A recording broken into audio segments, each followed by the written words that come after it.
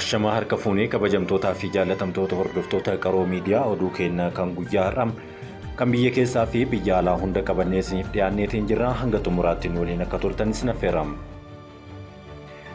Bahar Daaritti ogeessi fayyaa tokko ajjeefamuun himame. Naannoo Amaaraa magaalaa Bahar Daaritti Dr. Andu'aalam Daanyem haakimni jedhamu itti dhukaafamee ajjeefamuun himame. Yuunivarsiitii Bahar Daaritti daayireektara kutaa baqaqsanii yaaluu kan ta'an Dr. Andu'aalam Daanyem rasaasaan dhahamanii akka ajjeefamanis himameera.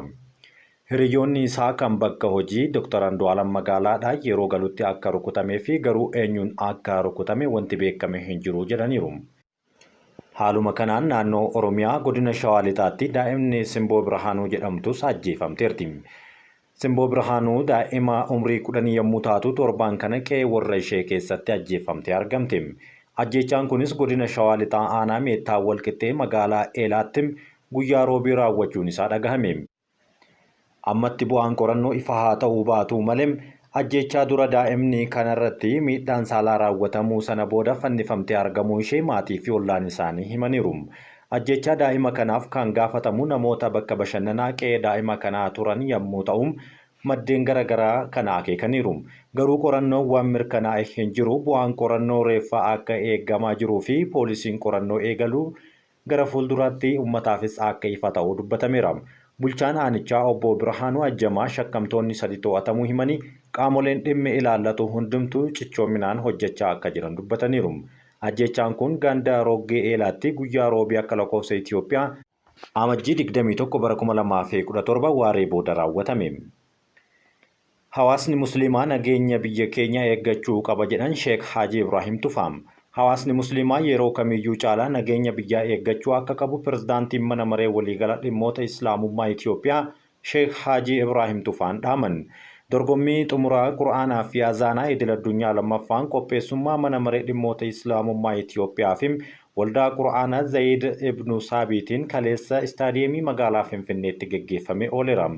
Sheek Haji Ibrahim Tufaan dorgommicha irratti argamuun ergaa dabarsaniin dorgommichi jaalalaa fi kabaja Qura'aanaaf qabnu mul'iseera jechuun dubbataniiru.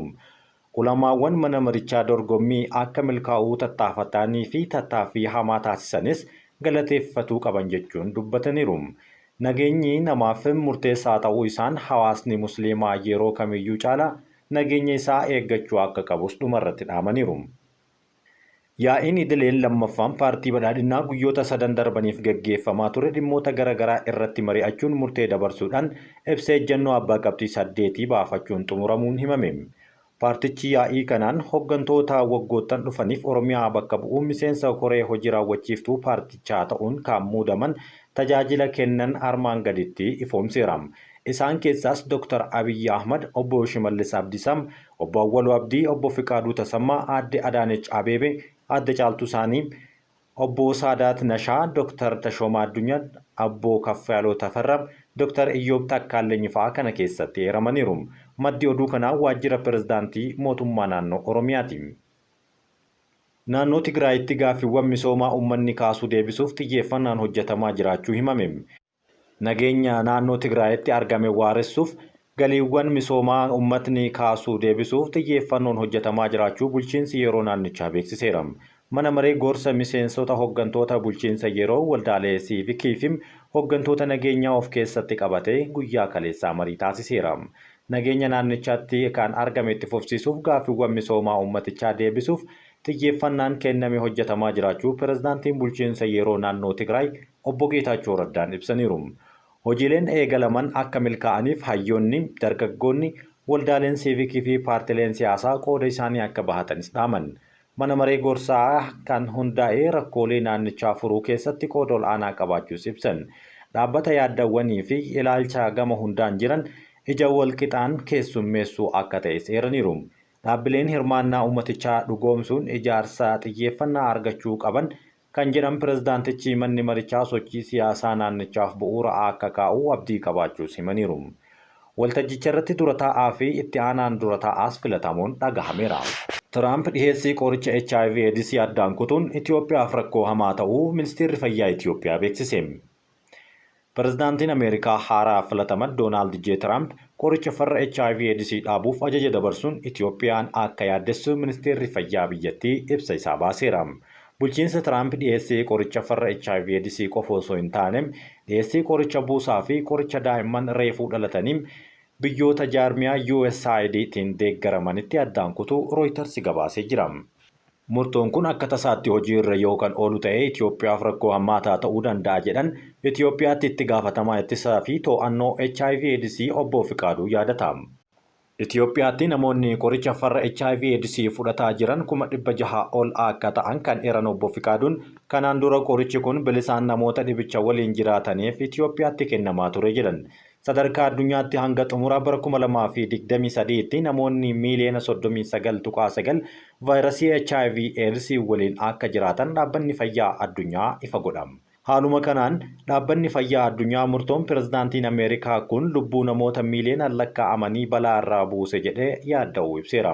Qoricha farra HIV/AIDS jiraachuun namoonni vaayirasicha waliin jiraatan akkuma nama kaanitti akka jiraatanii fi daa'imman vaayirasicha irraa bilisa ta'an akka horataniif jiruu idilee isaanii akka itti fufanis ni gargaara jedhama.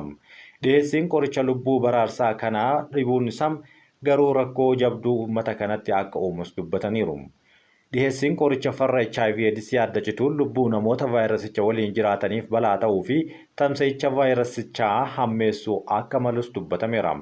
Tatamsa'inni vaayirasichaa sadarkaa Itoophiyaatti 100% gadi irra jiraachuu kan ibsan Dr. Guushaa Balakkum hoogganaa itti aanaa eegumsa fayyaa naannoo Oromiyaa Itoophiyaatti waggoottan kurnan keessa jijjiiramni fooyyeen galmaa'uu dubbataniiru.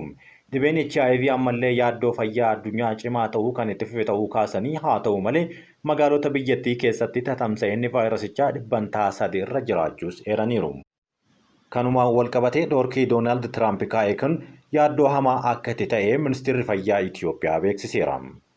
Oduu biyya alaatiin haleellaa lafaa gabaa Suudaanitti raawwatameen namoonni 54 ajjeefamuun gabaafame. Kaleessa ganama dhootuun humna addaa RSF ofiin jedhu lafa gabaa Omdurrahmaanitti darbate hordofe reeffi namoota haleellaa sanaan du'anii hospitaala MSF deeggaramuun qaqqabeera. Ministeerri fayyaa Suudaan akka jedhetti namoonni 54 haleellaa kanaan ajjeefamuun namoonni 158 ta'an ammoo madaa salphaa fi cimaan galaafataman jechuun dubbateera. Ogeeyyiin fayyaa hospitaala Annahoo jedhamu hojjetan dargaggoo hanga manguddootti namoonni wal'aansaaf hospitaalicha seenaa turaniiru jedhan. Barreessaan ol aanaan MSF Kaaris Lookeriin gama isaaniitiin wayita namoonni wal'aansaaf hospitaalicha geeffaman hospitaalicha keessa akka turanis dubbateera. Lubbuu daa'immanii dhiirotaa fi dubartootaa badee argaan ture namoonni madaa'an kutaa wal'aansaa hatattamaa guutaniiru jechuun dubbateera. Namoonni garmalee miidhamaa jiru kutaan reeffaan namootaan dhiphateera jechuunis kaasee jira. Wanti amma arge kun fakkeenya hammeenya waraanaa uummata irratti geggeeffamu akeeka jechuunis itti gaafatamaan kun dubbateera. Tiraamp garee IS Somaaliyaa keessa socho'an xiyyaaraan akka haleellamu ajaje. Doonaald J. Tiraamp Somaaliyaa keessatti giddugala qajeelfamaa fi ajaja garee Islaamummaa ISIS fi kanneen biroo irratti haleellaan qilleensarraa Ameerikaadhaan deeggarame akka raawwatamu ajaja dabarseera. Tiraamp miidiyaa hawaasaa irratti ajjeeftoonni holqa keessa dhokatanii arganne kanneen Ameerikaa fi michoota keenya doorsisaa jirudha jedhan. Haleellaan kunis holqa isaa keessa kan jiraatan barbadeessuun osoo karaa kaminuu namoota nagaa hin miidhin shororkeessitoota hedduu ajjeeseera jechuun dubbateera. Haa ta'u malee gabaasa kana battalumatti akka hin mirkanoofnes dubbatame. Tiraamp gabaasa kana haa baasuu malee namoota haleellaan jedhaman kana irratti xiyyeeffatan keessaa tokkollee maqaa isaa hin dhoofne. Ministeerri raayyaa ittisaa Piit Hagseet ibsa kennaniin xiinxala keenya jalqabaa haleellaa xiyyaaraa kanaan hidhattoonni hedduun kan ajjeefaman yommuu ta'u namoonni nagaa tokkollee akka hin miidhamne dubbataniiru. Hagseet akka jedhanitti haleellaan kun dandeettii US haleellaa shororkeessummaatiif shiraxatuu fi geggeessuu daran kan gadi buuse akkasumas Ameerikaan yeroo hundaa shororkeessitoota adamsuu fi dhabamsiisuudhaaf qophii ta'uu ishee mallattoo ifa ta'e dabarsa jechuunis of jajaniiru. Haleellaa qilleensaa kunis gareen goolis kan kaaba Somaaliyaa keessatti argamu irratti akka raawwate himaniiru. Doonaald Tiraamp bulchiinsa duraanii kan komatan yommuu ta'u waraanni Ameerikaa waggootaaf karoorsa IS adda isaa irratti xiyyeeffate akka ture ibsaniiru. Haa ta'u malee Joo Baayidanii fi michoonni isaa atattamaan hojiin akka hojjetamu hin goone ani hojjedheera jechuun gama isaaniitiin of gaafannoo irraa adda baafamaniiru. Humnoota Ameerikaa bara 2023 keessa haleellaa Joo Baayidaniin ajajamanii kaaba Somaaliyaa holqa gaarreen fagoo jiru keessatti hooggansa IS Bilaal al-Suudaanii fi hidhattoota 10 ajjeesanii turuun ni yaadatama. IS bara 2010 keessa namoota Sooriyaa fi Iraaq keessatti sadarkaa addunyaatti sadarkaa ol aanaa ka'ee ture yoo ta'u, amma garuu argamni isaa irra caalaan kutaalee Afrikaa qofa keessatti daangeffameera. Dameen IS Somaaliyaa garee Al-Shabaab kan garee jihaadistoota guddicha Somaaliyaa Al-Qaayidaa waliin hidhata qabu keessaa bahuudhaan bara 2001tti ijaaramuun isaa ni beekama.